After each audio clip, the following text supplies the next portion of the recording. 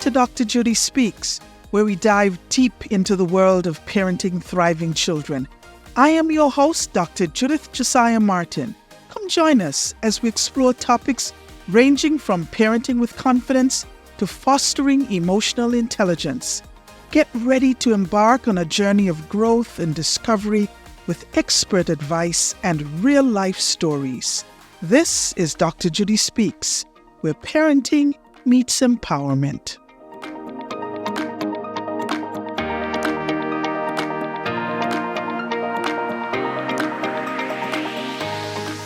Hello, this is Dr. Judi Speaks, and I am here talking with my friend Tom Sigler, and we're going to be talking about men who parent, which is supposed to be a fun topic, will be a fun topic, and it's probably a topic that we don't hear a lot of people talk about. Mm-hmm. And one of the things about this particular presentation is that Tom is a social worker providing well-being and mental health services through an academic program, as well as he is a parent of magnificent children. And so we're going to be talking about some of the rudiments of parenting and essential considerations for men who parent. What are some challenges? And then what might be some interventions, not necessarily interventions, but some tools or some suggestions, some guidance that we can provide for those. So let's start off with you telling our audience why you like parenting. Just let's start about what brings you joy as a man who parents. Well, what brings you joy as a man who parents is everything. Like, it's so hard to pin down. From the very first moment when she grabbed my pinky finger, she had me. So when you have that amount of love and that capacity, you're able to just enjoy every aspect of your children. There are definitely moments where you're wondering, well, how is this enjoyable? Like when the child is screaming in the back seat because they want to do their own buckles on their car seat. Well, that's when you take a deep breath and you refocus and you remember how that finger was grabbed by that tiny, tiny hand.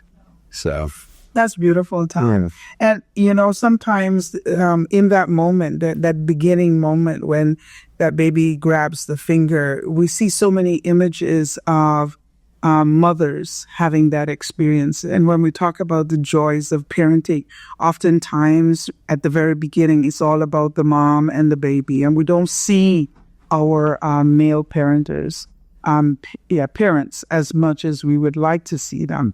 And so I like that image of her grabbing your finger and the joy that you experienced for that. Were there expectations that you had about being a parent? Oh my gosh. Were there expectations? There's always expectations, but what I have learned is that the more expectations I have, the more disappointed I feel. And so my expectation going in was, I hope that I have a healthy baby, and whatever happens with this baby and with my partner when she was giving birth and even after birth, whatever happens is going to happen. And my job was just to be there and love unconditionally. Wow, that's beautiful. The expectation of a healthy baby is normal for anybody coming into the parenting space. The parenting role is probably even better. Oh my gosh. So I have to tell you one quick story. So she was born with a full head of hair. And that surprised me because I didn't have hair until I was 3 years old. So when she was born with a full head of hair, all I could think about was, well, what happens if she turns into one of these wolf babies and she's just got hair coming out and she's completely covered in hair? And I thought to myself, dear God, what am I going to do? And I realized in that moment, I'm going to love her and I'll shave her whole body if I have to. But I'll just keep loving her if that, because that's all that matters. And that speaks to the fact that no parent goes in with a manual, right? We are all doing it on the fly. We are all doing it in that moment. And so whatever she shows up with, a lot of hair, not enough hair, no hair, you were going to rise to the occasion because you had already fallen in love with this child. Absolutely. So, absolutely. Are there particular expectations about fathers that let's talk about stereotypes first of all, and you've mentioned your daughter, so you are a father of a girl. Are there stereotypes about what that role is supposed to look like? Yes. A stereotypical father is you are the disciplinarian. You are the one that holds hard boundaries, and you are the one that when those boundaries are pressed or when they are crossed, you bring the punishment. You are also supposed to be the provider. I chuckle because we know that in this economy and in this current state, it's a two-income household if you have that ability or opportunity. But another thing that you're supposed to do is you're supposed to be the protector. And this is a really hard one for me personally, because what I look at as the protector, being the protector of my child, yes, that's my job, that's my responsibility. But as the father, you're supposed to be like, oh, I'm going to be in charge of you and your body and make sure that you do exactly as. No, you need to be protective of your child, but you need to endorse your child's own strength. And that's one it's a very stereotypical thing, but it's something that I've been dealing with. So. Yeah. So you talked about being the one to bring the stereotypes, being the one to bring the discipline, the provider, the protector, the one who sets the hard boundaries. And I'm sure somebody out there in our audience says, well, that's what mothers do, or lone parents do that. Yeah. And it is true that we live in a society that coming from where our beginnings were, those were some stereotypes. So now that you're actually in the role, how do you just mentioned an example of how you defy the stereotype in terms of recrafting or redefining the protector role for yourself. Yep. But as that male parent, how do you defy the stereotypes as it relates to discipline? As how it relates to discipline, well, you have to go at it with a kind heart. And I will say that this is where my occupation has influenced my parenting, and my parenting influences my occupation. Because I do work with kids, I have been privy to lots of different sorts of interventions, behavioral interventions, as well as like cognitive interventions that you can do with children. But when it comes to your own kids, man, it's so much harder to just wait it out. Okay, we've got to go, but you need to get in the car seat. Can I wait 20, 30 minutes while I'm trying to get in the car seat? No, I can't. So what do? Do I just shove you in and listen to you cry and be like, nope, this is the way it is. This is how it has to be. And then you see that look of fear in your kid's eye and you're like, oh, this is not what I'm supposed to be doing. So I come up with this example because this was me yesterday. And so what happened was my child, who is growing and is becoming more independent, she wanted to put herself into the car seat. So I let her put herself in the car seat. And then she said, no, I don't want to be in the car seat. So she went into the car and is like messing around with everything. And all I could think of was, I don't have time to wait this out. I need to get home to my other child, to my partner.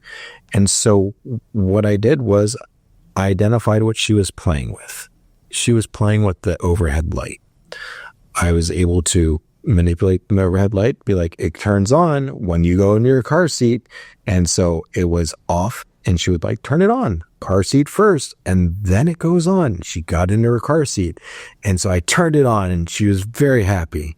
And then how was I going to buckle her? I've always buckled her in. So I went and I started buckling her in. She screamed at me, what are you doing? I had no idea what I was doing, apparently. So I followed her lead. And by following her lead, I said, do you want to do it? And she's, yes. And so she buckled herself into her car seat. And it was the first time we'd ever seen her do it. But that's what she wanted. She wanted to have her own independence. And by endorsing that independence, I was able to get her to not just comply, but to be happy and to do what I needed her to do so we could go on with our day. So what you've described, you started off with being kind-hearted, and you could have just brought on the hammer. You could have raised your voice, pointed the finger. You get into that seat because I said you get into that seat, right?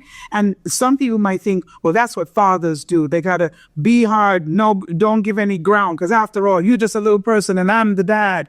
But what you did is that you went towards that kind-hearted, collaborative kind of parenting that some people might think is a soft dad, but actually was an effective parenting strategy, that collaboration. And also recognizing that here is a little girl, and you as a big-bodied male, you still have to teach her from these very early beginnings that she has power over her own skills, her own voice, and that domination is not the way to do negotiation, even when we're looking at something like a simple task like get in your cups.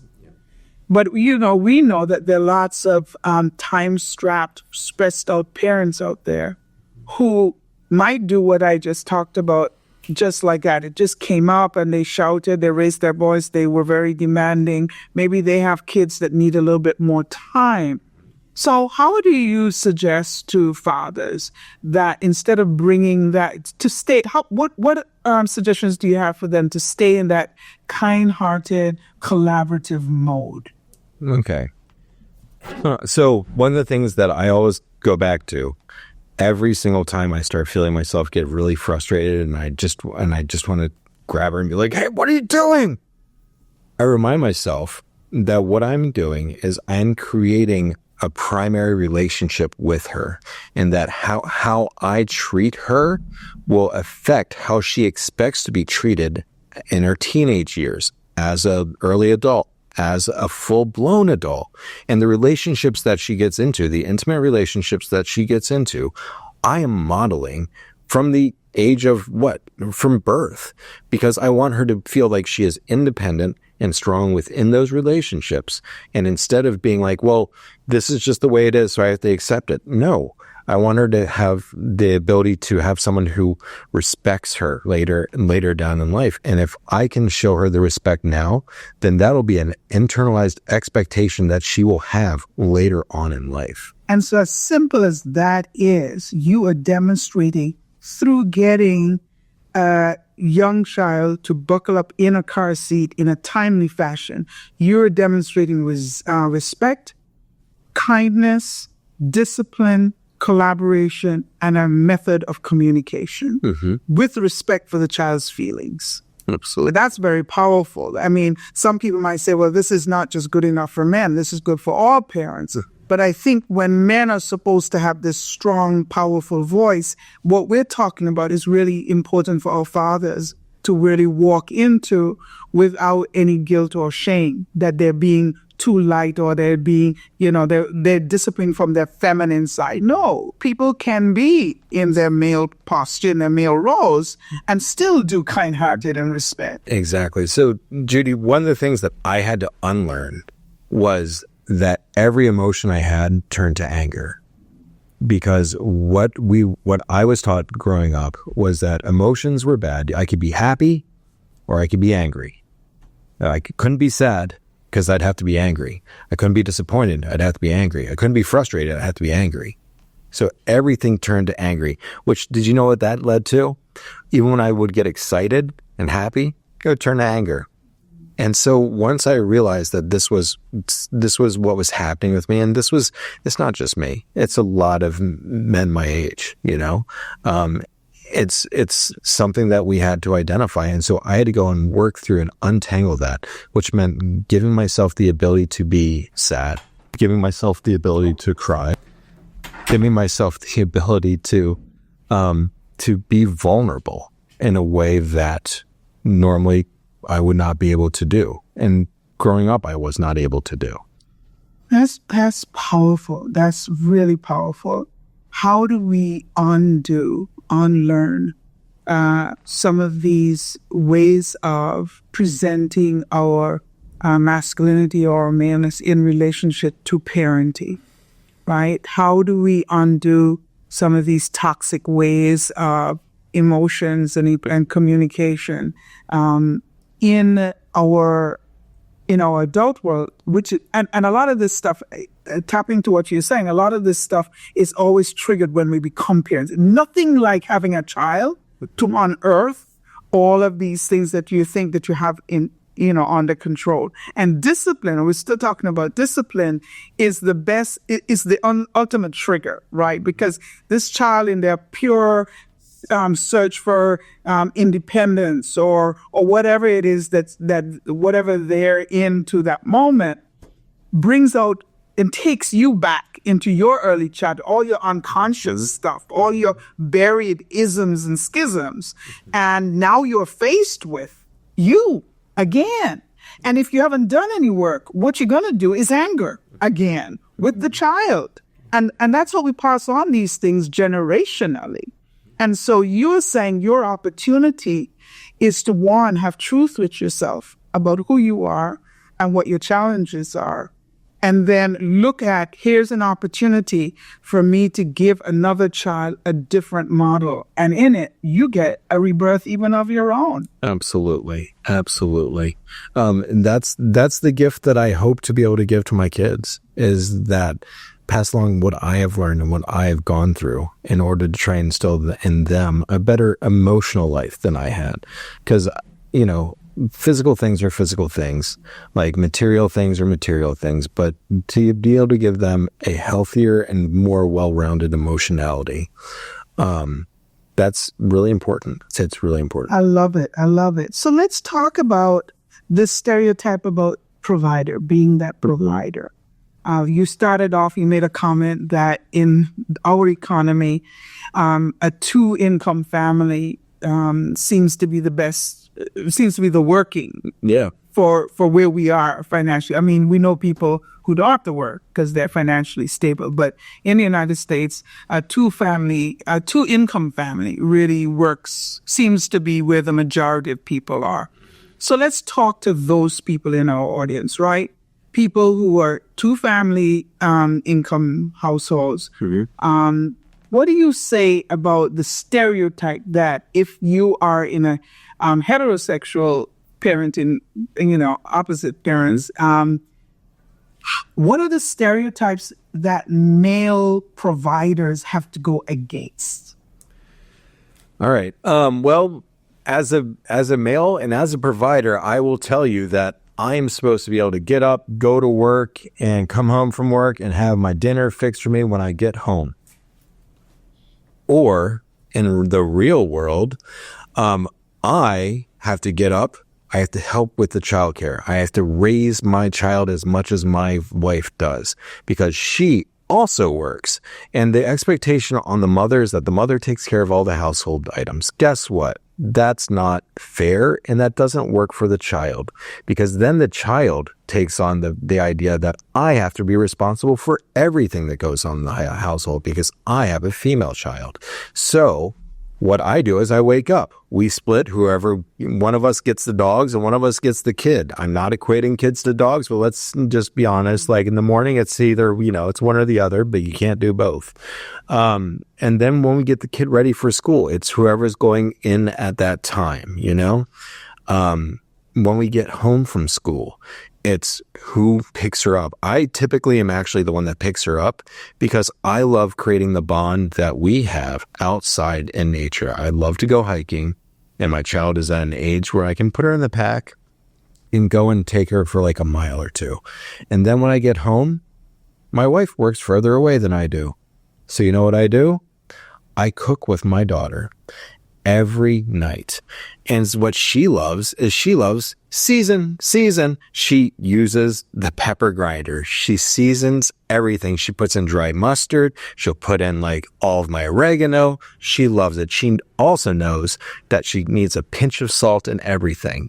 And when she's eating her toast in the morning, you'll see her take a little salt and pinch it right on top. That's so beautiful. Yeah. That is beautiful. Yeah. I really want to highlight that you said, who is out first takes the kid, who is in first does the dinner.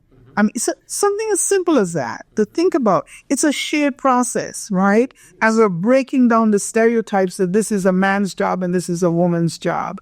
And then we have to own that there's some parents when we're looking at lone parents who are doing both, they don't have a break for this. And also when we're looking at same-sex parents, this philosophy, this a structure that you have, out first, in first, works for everybody. It breaks up. For me, I get so excited when I hear you say this, because we take the gendering out of Exactly. who gets to do what, and we make parenting the number one model. Right? Love it, love it, love it. What else would you add to that in terms of this provider role? Because when we're looking at both, you mentioned that your wife is also working full time, right? And do you feel that people are saying something about, do you think that stereotypes would make you feel shameful that she might work longer hours than you do? No. Are you kidding? I love my wife, and what she does is very important. And I don't like to assign. It's so funny because we don't assign labels to what each of us does, because each of us, we contribute to society in general, which is actually really important to both of us. And so we don't look at it as, oh, well, you have to work late, so I got to do all this household stuff, and then I got to work late, so you got to go and like make sure you get the kid down. No, we look at it as in we're taking our two major contributions.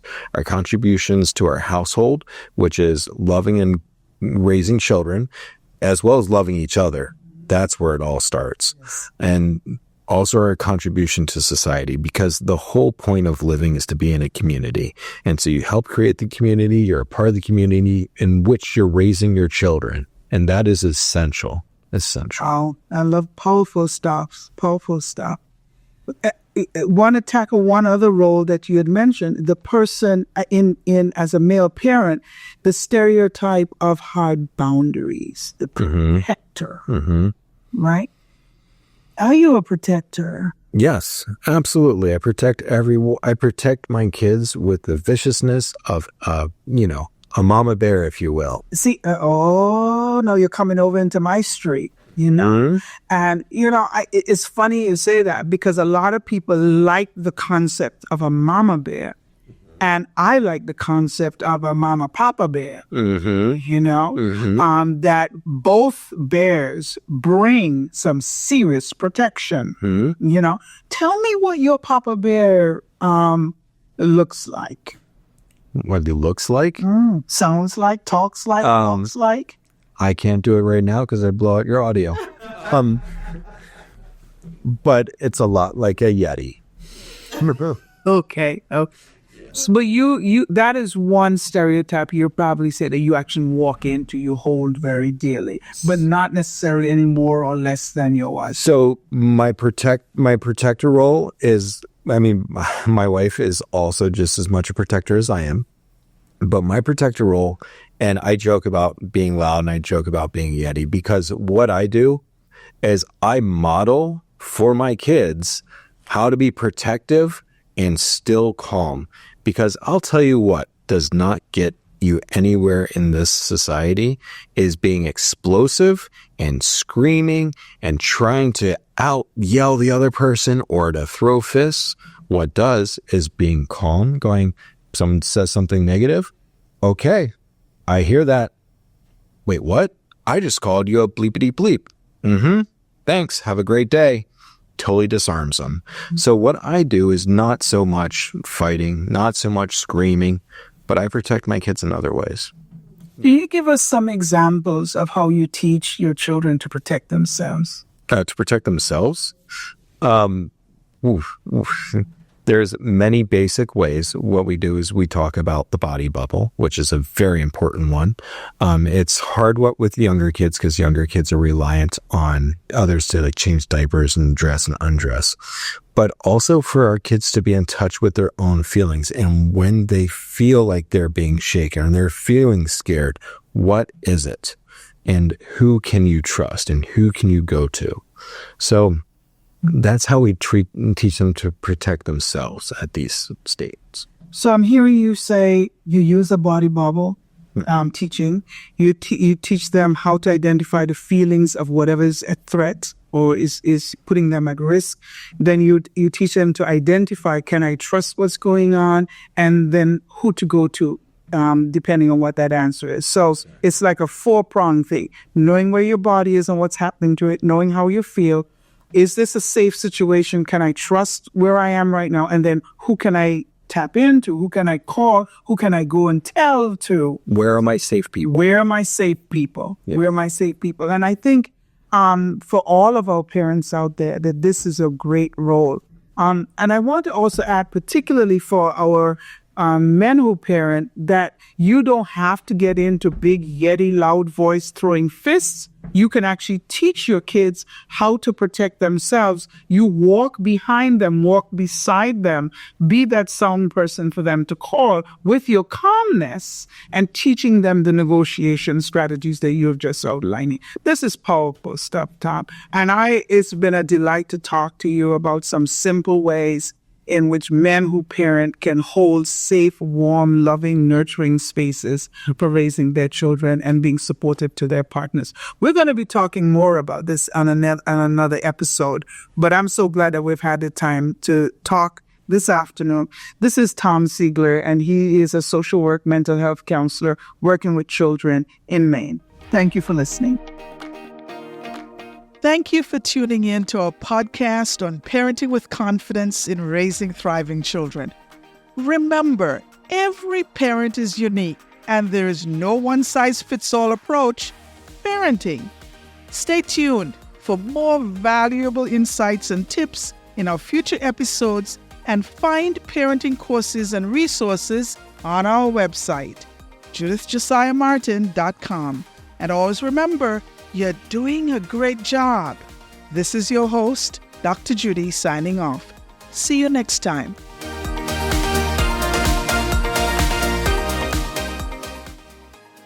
Thank you to our guest today. Recording production by Kessie Silas, K. Silas Efficiency Consulting. Editing by Hasan Copywriting. Music by Vlad Kloshenko. Used on the Creative Commons Attribution 3.0 license. Music attribution details in the show notes.